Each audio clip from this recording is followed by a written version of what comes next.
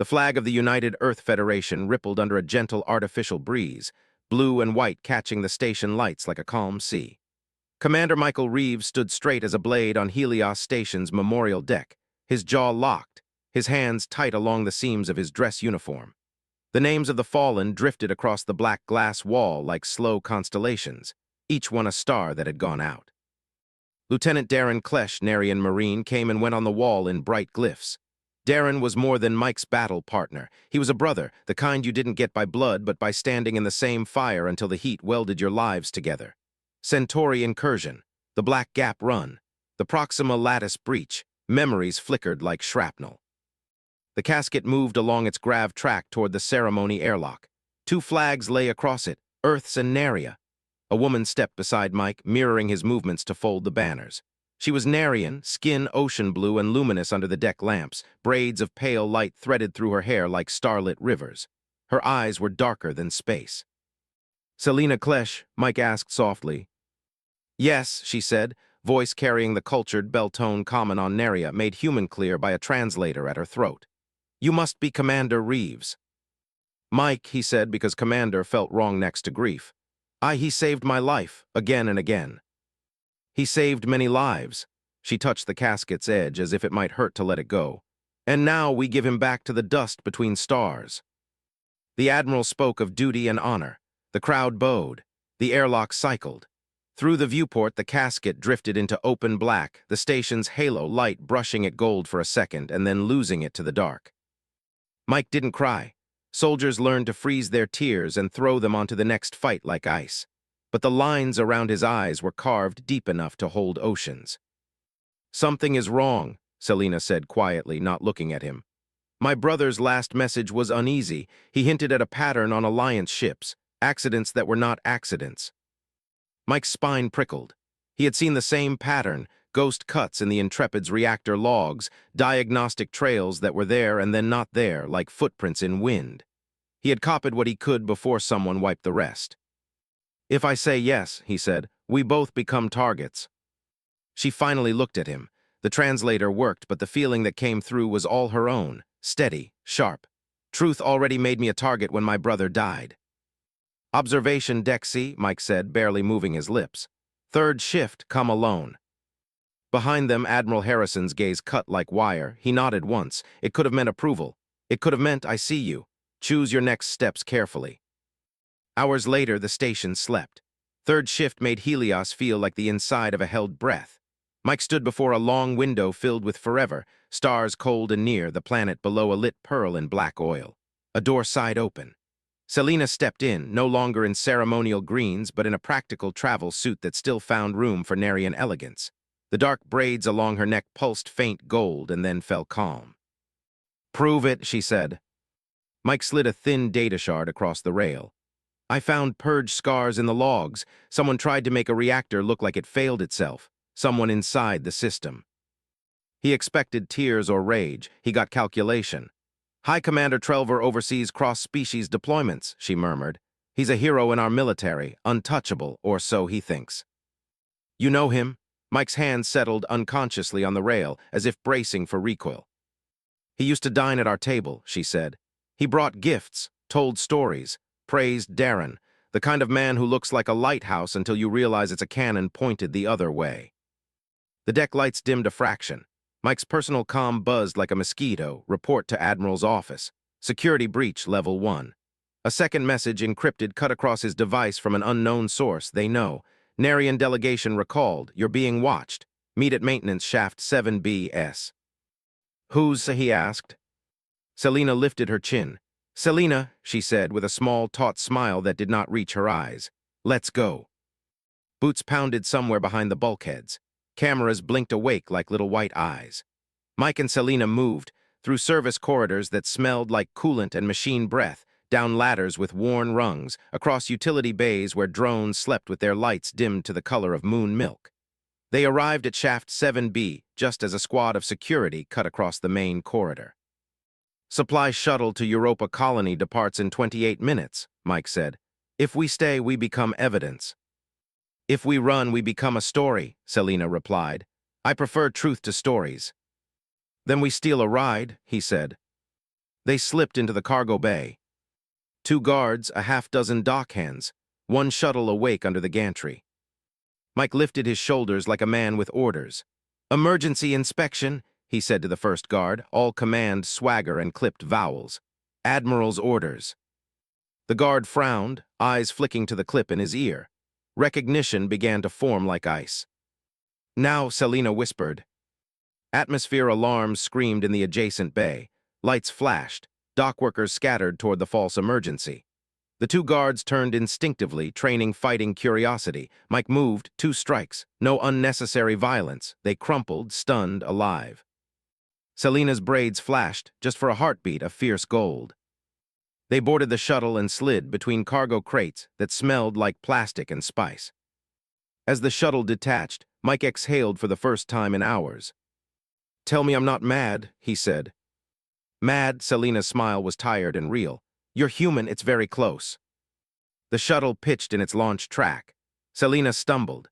Mike caught her, and for an instant a small, human living warmth settled against his chest in a world of cold machines and colder politics.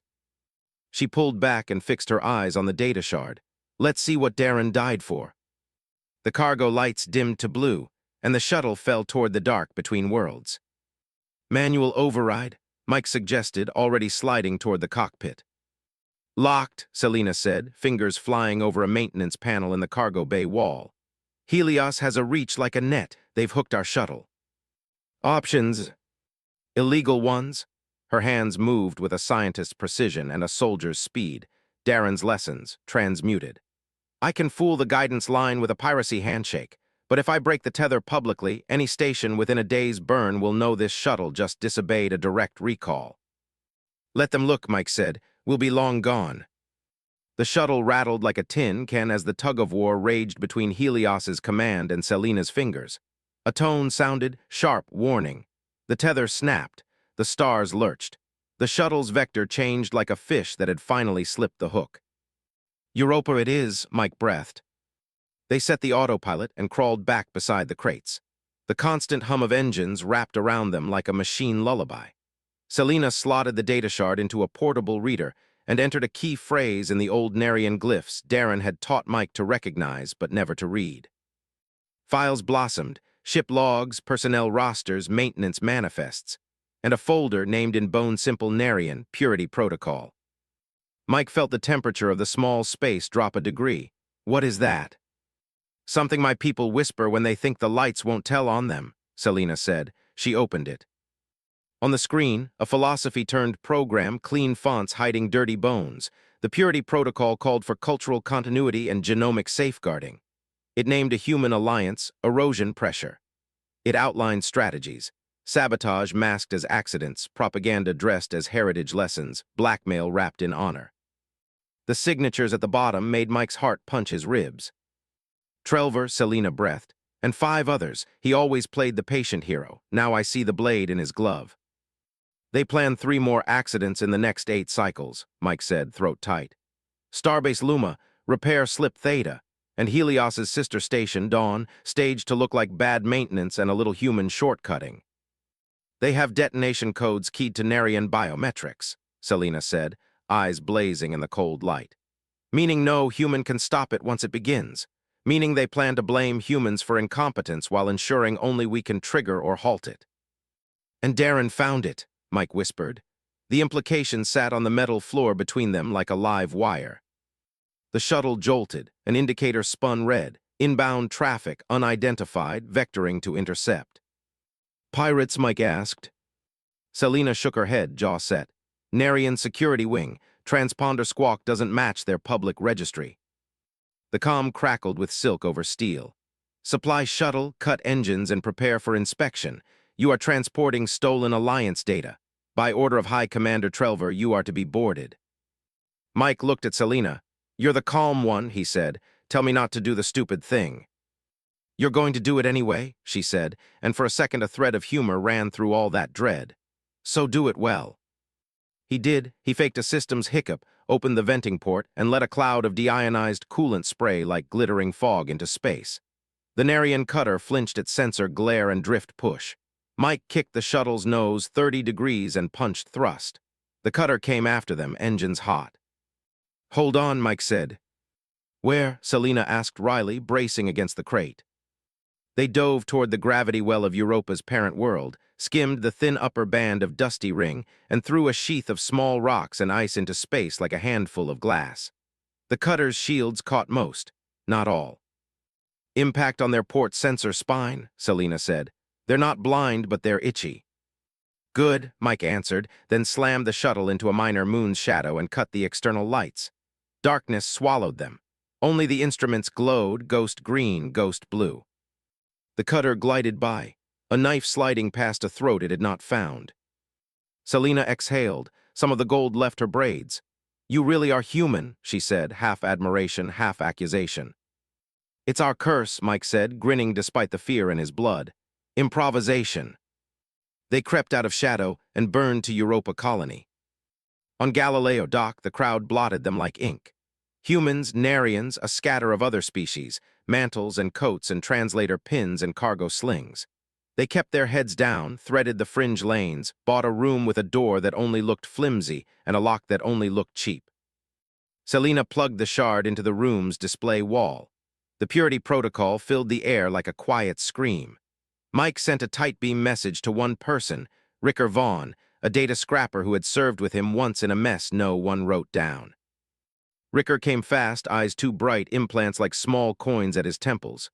"You're radioactive," he said, then saw the files. He stopped smiling. "And now I am too."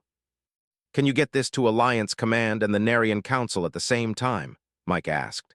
"No intermediaries, no filters." Ricker squinted. "That's asking me to juggle knives while running through a rainstorm."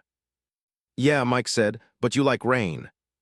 Ricker worked. Selina watched the door. Mike watched the window. The city's curve crawled beyond the glass, ice, and steel and light. When they finally let themselves breathe, Ricker left with a copy and a promise. They had half an hour of quiet. Then the room's alarm chimed, polite, insistent, deadly. Security approaching, 6 Narian, armed. The window showed shadows moving on the corridor wall like shadows of bad memories. "Ricker?" Mike asked, gun in hand. Selina shook her head, eyes hard.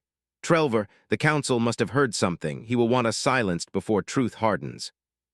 Mike scanned the routes in his head, old maps flashing up. Doors that opened, vents that didn't, tools that pretended to be other things. "Narian Embassy has a secure communications core.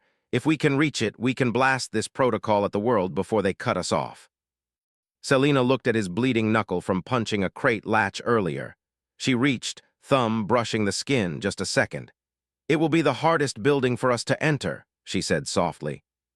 "That's why we'll walk in through the front door," Mike answered. "How?" she asked. "As guests," he said, and smiled a human smile. "Commander Reeves," Trelver said, like a man pronouncing a date. "Dr. Klesch, you have something that belongs to the council." "Truth?" Mike asked. "Did the council pawn that off?" Trelver's smile did not shift. "A human joke. You see, Doctor, what I have argued for years, humans are charming, and corrosion is often charming." Selina stood very still. "You ate in our home," she said. Her voice made the air cooler. "You praised my brother, you taught his friends, children, to tie their armor straps. You stood at funerals and spoke about honor." "Ceremony is the medicine we give to grief," Trelver replied. "I offer it freely." "Did you offer it to Darren before you killed him?" Mike asked. A small darkness flickered through Trelver's braids. "He found what he should not have found," Trelver said softly. "Curiosity is a lovely word until it is a knife aimed at stability."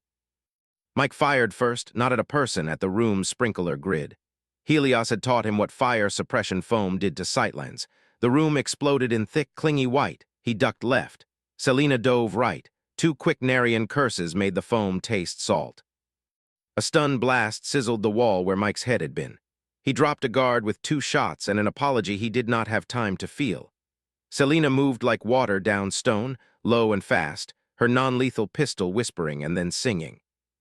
"Door," Mike shouted. They ran into Europa Colony's main concourse and into a festival. The Narian Embassy hosted once a year a cultural exchange reception. Lanterns that glowed like bottled dawn, food that smelled like ocean herbs and lightning, human music braided with Narian percussion.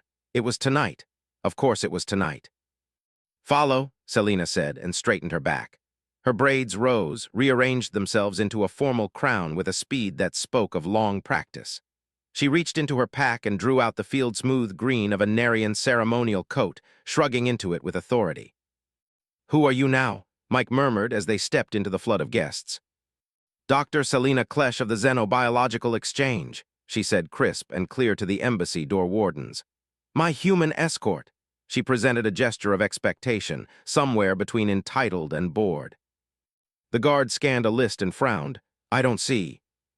"You must be new," Selina said, loudly enough for the nearby diplomat to turn and nod with social weight. "I presented last cycle on cross-species cortisol stabilization. Send a note to Attendant Venmer. He will regret the embarrassment." Status moved doors. It was an ugly truth across too many worlds. In 3 minutes they were inside the embassy, moving amidst silks and laughter and limasks. The air smelled like polished metal and citrus. They did not bolt for the inner corridors. They circulated, they sipped, they smiled, they learned patterns, guard rotations, which doors asked for cards and which asked for confidence. Mike saw Trelver enter the reception through a different door, foam still drying on the edge of a silver braid. He wore diplomacy the way a blade wears a sheath. "We need the comm core," Mike whispered. "Third level," Selina said. 2 security doors, 1 biometrics plate. All of them believe their system cannot be gamed. Darren showed me otherwise. They slid along the room's soft edges. Mike did the human thing Narians underestimated. He played harmless. He asked the server about the citrus drink, complimented a diplomat on the lightwork woven into her coat. He stumbled once in just the right way to pick a security card as if it wanted to leave its owner anyway. The service lift hummed them up. The corridor was quiet. Security confidence always sounded like silence from inside. Selina knelt by the biometric plate and placed a small device like a silver petal on its surface. It pulsed a hard green. Inside, the comm core was a cathedral of glass and fiber. Selina inserted the shard. Her hands moved. The system began to wake to danger. Alarms would soon find their voices. Mike watched the door, counting heartbeats. "Simultaneous transmission tree to Alliance High Command and the Narian Council of Elders," Selina said. "No filters. I'm embedding Darren's authentication and mine." "Do it," Mike said. The console chimed. Transmission initiated, 0030. The door burst open. 4 security officers, Trelver behind, calm as a winter sea. "Stop it," Trelver said. "It's too late," Mike answered. Trelver's face changed for the first time, past courtesy, past patience, into the true shape beneath. "Seize them." The officers moved. Mike fired. Selina fired. The room became light and shouts and hard breath. Mike felt a stun charge skim his shoulder like a knife's whisper. He ducked, rose, drove a heel into a Narian guard's instep, a human trick against different bones. The console chimed again. Transmission complete. Selina's eyes closed just a second. "Darren," she said on a breath, "we did it." "Kill the human," Trelver said, voice suddenly flat. "Bring me the traitor alive." "Run," Mike told Selina, and hit the emergency foam again. He woke to a chair and restraints and light cold as knives. The room smelled of sterile plastic and the old copper of fear. Trelver stood in the corner, hands folded, a man at ease in a room designed to break other people. "Commander Reeves," he said, "I was wrong. You are not charming. You are stubborn." "Humans come that way," Mike said, blinking hard. His tongue tasted like old storms. "Maybe it's all the rust we drink." "You sent rot into our council," Trelver said. "You ruined what needed to be done quietly." "You murder in quiet," Mike replied. "You haven't met us in loud." Trelver stepped closer. Up close his age showed, fine cracks at the eyes, a slight tremor in a thumb when he restrained anger too hard. "You do not understand," he said almost tenderly. "Our children are starting to speak like yours. They laugh at your jokes. They add flour to a sacred recipe because they like how it tastes. Culture is clay until someone bakes it into someone else's shape." Mike thought of a message Darren once sent him, a video of small Narian kids as human kids taught them a clapping game. The kids laughed in 2 rhythms and then made a third. "Your fear is a small god," Mike said softly. "You built a temple around it and called it tradition." Trelver's smile returned. "We will see whose gods outlast the others." An alarm cut the room in half. Trelver tapped his comm. His braids pulsed red in irritation and then flatlined into alarm. "Impossible," he murmured, then glared at Mike. "Your friends are impatient." Mike's heart thudded once with relief. She made it. The thought arrived like a sun break. Meanwhile, in Alliance headquarters, Selena Klesch stood beside Admiral Dana Gardner as the Purity Protocol painted the air with ugly facts. The High Elder of Neria appeared on screen, hair-bright braids coiled like constellations, face a study in gravity. "These claims," the High Elder said softly, "cut the skin of my people." Selena stepped forward. "As did the murders," she said. "Darren Klesch was my brother. He believed our peoples could be more than neighbors. He died because he sought proof of men who wished us to be enemies forever." "You are bold," the elder said. "I am grieving," Selena replied, and the room felt the weight of her name. "Grief is heavier than fear. It teaches faster." Admiral Gardner's mouth slanted. "We have confirmation that Commander Reeves is being held on the embassy's detention floor," she said. "We'd enjoy your formal cooperation to retrieve him." "You have it," the elder said. He did not smile. "But do not expect Trelver to go gentle. He always saved one blade for the moment a friend became an obstacle."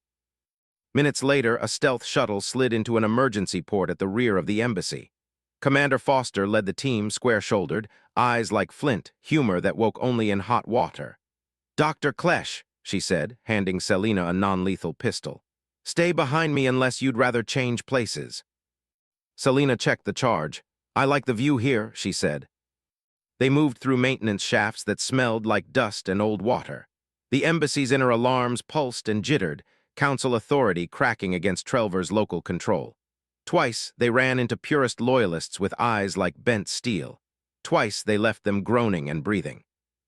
They reached the detention corridor as a heated argument polished the air. "You have council orders," a Narian officer told Trelver. "Release the human." "The council's orders were forged by contaminated data," Trelver answered. "I will protect us the way you protect a wound from infection." Foster signaled. The team slid into the room like a second shadow and then became light. Selena went straight for the third cell. Mike lifted his head, pain flat but alive, a slow grin building like sunrise. "Took you long enough," he said. "You humans measure time like you measure everything else," Selena said as she killed the cell field. Hastily. He stood, he swayed. She steadied him with both hands and made herself not look too long at his face. Later, she told her racing heart, if there is a later. Foster's voice cracked across the corridor. "Trelver fled. Reports of explosive charges on the embassy floors. We have minutes." Mike straightened, pain sweat on his brow and a new fire in his spine. "If he reaches the dock, he'll launch. He's the only one with the starbase codes." "Then we run faster," Foster said. They ran. Cliffhanger, the docking bay's massive viewport, revealed Trelver's private shuttle warming its engines. He stood at the ramp, a small device in his hand. His thumb hovered above it like a storm over a city. "One press," he called, voice amplified, cold. "And Starbase Luma dies." Part 5, Improvisation is a Weapon. The docking bay lights burned white and hard. Air tasted of ozone and fuel. Two purist guards braced the entry. Selena peeled off toward a maintenance panel. Mike and two Alliance officers took the door. "Drop oxygen levels by 12%, Selena told the bay's computer in Narian. The system obeyed with a worried chime and then screamed a false emergency across alarms. The guards wavered, masks half-raised, calculation fighting training. Mike didn't make them decide. He struck economy of motion learned where mistakes had names. They cleared the threshold. Trelver watched them come like a man in a painting watches the viewer. "Codes, Trelver," Mike said, "aim steady. Now." "You want them," Trelver lifted the device. "Take them from the air as it leaves dying lungs." Selena stepped forward, voice like steady glass. "There are Narians on Luma. You'll kill your own." "Loss feeds legacy," Trelver said. "We will be stronger for it." Mike's vision narrowed. The world became the small triangle of distance between Trelver's thumb and that device. A shot would risk a flinch. A leap would risk a press. Humans have a flaw and a gift. We solve problems unasked. He caught Selena's eye and flicked his gaze to the shuttle's external power coupling, a fat cable where it should not have been, exposed in the rush. She nodded once. "You know what your problem is, Trelver?" Mike said, lowering his weapon just enough to look like arrogance. You keep mistaking self-harm for honor. We mistake your comfort for virtue, Trelver said, contempt deepened to doctrine. Selina fired. The shuttle's coupling exploded in a shower of sparks bright as a small sun. The blast strobed Trelver's vision to snow. In that blink, Mike moved. He hit Trelver low, driving him sideways, not down. The device spun from the commander's hand. Selina dove and caught it with both palms against the deck. Got it, she shouted. Trelver fought like a man who had trained to make combat an art. He was stronger than Mike, faster in straight lines. Mike fought like a man who learned in factories and alleys and ship corridors, used the world. He slammed Trelver against the landing strut. Heat bit his injured shoulder and threw sparks across his nerves. He found the nerve cluster at the base of Trelver's neck, a thing Darren had taught him, laughing and serious at once. He pressed. Trelver stiffened, then crumpled. All yours, Mike panted to the Narration loyalists as they surged into the bay. Selina pressed codes into Admiral Gardner's channel. Far away, on 3 starbases, engineers froze with their hands inside dangerous machine hearts as red indicators slid down to green. Alarms that had meant death now meant a reprieve that would feel like a second birthday. On the bay floor, for a block of heartbeats longer than protocol allowed, Selina stayed with Mike, her hand a steady weight under his arm. You need a medcart, she said. I need a guarantee, he said, eyes on her. That this, he gestured to the device, the bay, the falling dominoes of a conspiracy. This ends with a better beginning. Then we both need to live long enough to make one, she answered. Admiral Gardner's voice snapped from their wrists. Explosives cleared, Trelver in custody, Council orders arrests across the purest ring, Europa is secured. Then softer, threaded with iron she rarely bared. Good hunting, both of you. Trelver laughed once as they hauled him to his feet. You think you have won, he said through split lip and pride. You have simply shown your hand, now the real war begins. Then we'll play, Mike said. 7 seconds is nothing, 7 seconds is forever. Selina's mind doubled. Scientist counting thresholds, sister remembering corridor laughter, student hearing her father say we practice not to be perfect, but to be less surprised when the world is not kind. Mike's world narrowed, ex-soldiers count in muscle memory. 7 blast doors, Mike shouted. Selina was already at the panel, her fingers moved. The doors juddered, then stuttered, purist overrides gnawing at council authority. Foster's team spread, 2 covering, 2 moving civilians behind shielding crates. 6, Mike looked at the suit, bulky chest, wiring like veins, trigger on a dead man's switch glove. Suicide harnesses were old technology scrubbed of shame and painted as sacrifice. 5, cut the glove, Mike yelled to a Narration loyalist with an arc glance. The loyalist nodded, fear and calm braided in his eyes, and sprinted. 4, the purist leader raised his fist. Mike fired at the elbow. The shot took muscle, not bone. The fist spasmed open. The arc lance sliced clean. The glove fell, still clicking like a cheap clock. 3, the leader reached for the glove with his other hand. Selina slammed the environment system to heavy fog. Moisture rolled like breath made visible. He groped blind. 2, Mike kicked the glove under the shuttle's ramp, then put 2 rounds into the ramp hydraulics.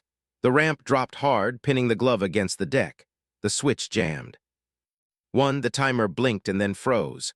The harness hummed hungry and then went quiet. The leader made a sound that was not a word. Enough, Selina said, and for the first time since Darren's name left the wall behind them, her voice sounded like something that could crack stone. The diehards broke. Foster's people and the loyalist Narians ran them down with stunned shots and old-fashioned tackles. In the aftermath, the bay sounded like metal cooling after a storm. Trelver watched it all with eyes that drank and stored, not regret, not pride, accounting. Admiral Gardner arrived in person. She looked at Trelver the way a mountain looks at a climber who thinks ladders are better than hands. You'll answer to the council, she said, and if they forget anyone you hurt, we will remind them. Trelver's mouth made a gentle shape. We shall see which anger outlasts which mercy. Gardner ignored him like rain. She turned to Mike and Selina. You two just saved 3 starbases and 2 years of trust. Selina's braids glowed a quiet gold that translated across cultures. Darren taught us the first steps, she said. We only followed his map. Mike glanced at the glass above the bay and found his reflection. A man with bruises and salt carved deep. A man standing next to a woman whose light made the world look like a place worth repairing. "You both have a choice," Gardner said. "You can go home and heal, or you can help me fix the rot. We need engineers with dirty hands and scientists who know how to climb walls." Selina looked at Mike. Mike looked at Selina. The silence between them felt full, built, promising. "We choose work," Selina said. "Always," Mike added.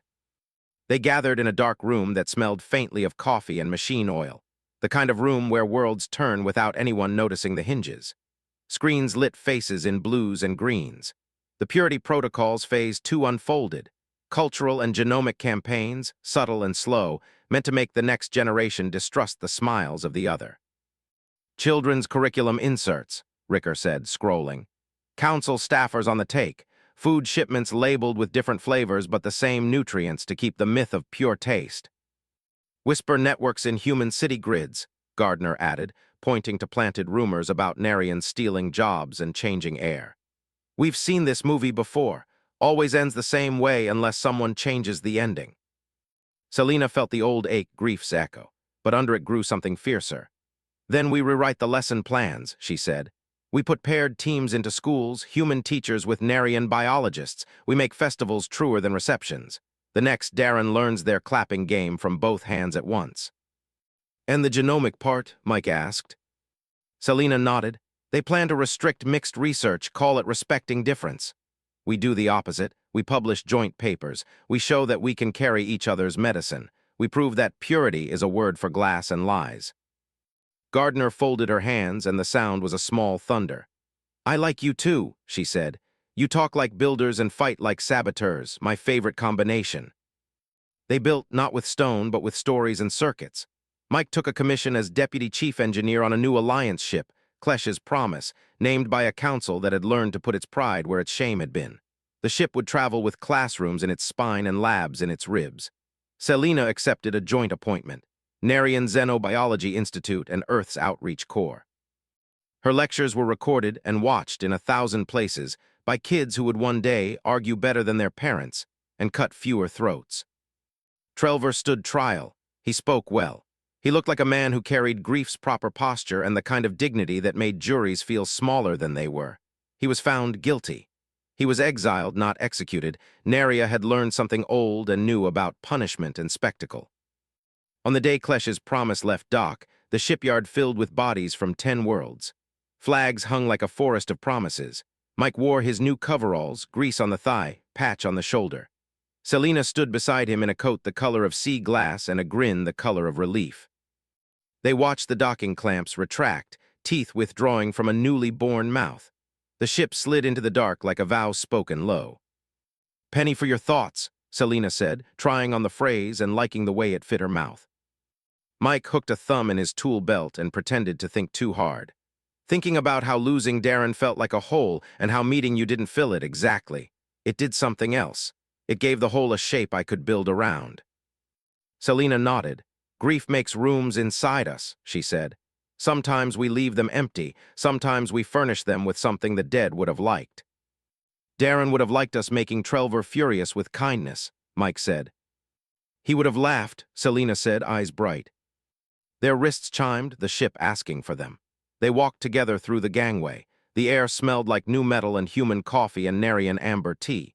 In the atrium, kids pressed faces to glass. A projection showed Earth and Naria as they were seen from the other, turned so that each was the center and neither was. Mike paused. Across the glass, the stars did what they always do. Burned, burned, burned. "Every time I look out there," he said, "I remember that what scared Trelver wasn't us. It was the size of the room we were making together." Selina slipped her fingers into his, unafraid of the small scandal among elders who had forgotten their own brave days. "Let's make it bigger," she said. They did. On the first voyage, Klesh's Promise docked at Starbase Luma to plant a library where a bomb had almost been. On the second, they arrived at a colony where food riots were spreading and used a cross-species battery hack to keep the power on through the long night. On the third, they found a small school on a dust world where someone had slipped the old curriculum back in, all purity and terror. Mike and Selina taught there for a week. He showed kids how to use a spanner and a spectrum meter. She helped them chart the light in their own hair and eyes, human and Narian alike, and laughed when they argued about whose glows were prettier. At night, when the ship slept and the universe leaned in to listen, Mike and Selena stood on the observation deck, shoulder to shoulder, and let the stars write new names across the glass. "Do you ever wonder," Mike asked once, "if the fight is done?" "No," Selena said, "but I wonder less if we're strong enough." And she watched the dark. The translator was off. The Narian words came low and certain, and Mike knew them without needing them. "We are." Back on Helios Station, Admiral Gardner kept a small stone on her desk. Someone had written 2 words on it in white paint: "Seeds grow." She would pick it up when the news bruised and remember the look on Trelver's face when he realized the children were laughing at the same time and in the same language. In exile, Trelver stared at a coastline and tried to guess how many nights it would take before his name meant something else. He had time to learn. Klesh's promise turned in the dark with a slow grace, carrying classrooms, laboratories, and 2 people who had learned that grief could kill or make gardens, and that humans did not save worlds with courage alone, but with a ridiculous insistence on fixing what was broken, even when the brokenness thought it was beautiful. They set a course for a system where a storm ate ships and spat out bones. Selena plotted a route that turned danger into a lesson. Mike built a brace from parts that did not belong together until they did. The crew took stations. The kids buckled in and argued about who would get the window seat. "Ready?" Mike asked. Selena squeezed his hand. "With you, always." The ship slid forward. In their wake, new paths fanned out like threads of light.